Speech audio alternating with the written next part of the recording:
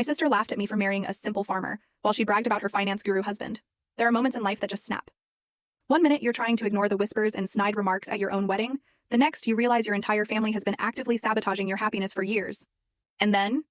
Well, then comes the day you finally get to watch their carefully constructed world shatter. My wedding day was supposed to be the happiest of my life.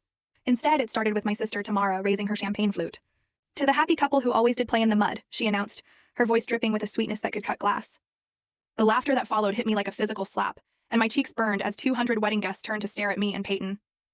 There she was, radiant in her designer bridesmaid dress, holding court at the head table. Me? I sat there in my grandmother's altered wedding gown, fighting back tears.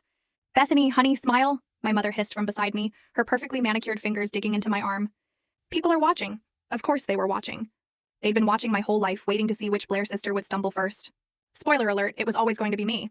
Peyton's calloused hand found mine under the table, his thumb tracing gentle circles on my palm. When I looked at him, his brown eyes were steady and kind, completely unbothered by the snickers echoing around us. "Let them laugh," he murmured, his breath tickling my ear. "We know what we have." God, I love this man. Even covered in a thin layer of dust from the fields he'd been working that morning. Yes. He'd insisted on checking the irrigation system on our wedding day. He was more real than anyone else in that room, full of pressed suits and fake smiles. "I still can't believe you're marrying a farmer," my youngest sister Erin whispered, sliding into the empty chair beside me. At 27, she was the diplomatic one, always trying to smooth over the family's rough edges. "I mean, I think it's romantic, but Mom's been popping antacids all week."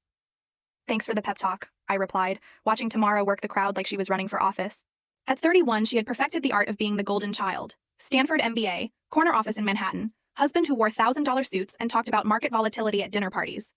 "That's not what I meant," Erin said quickly. Ladies and gentlemen," my father Donald's voice boomed through the microphone, cutting through the chatter. He stood at the podium, silver hair perfectly styled, his expression somewhere between resigned and disappointed. "I'd like to say a few words about my daughter Bethany." My stomach dropped. This couldn't be good. "Bethany has always been unique," he began, and I caught Tamara smirking behind her champagne glass. While her sisters focused on their careers and achievements, Bethany chose a different path. A simpler path. The word simpler hung in the air like a judgment.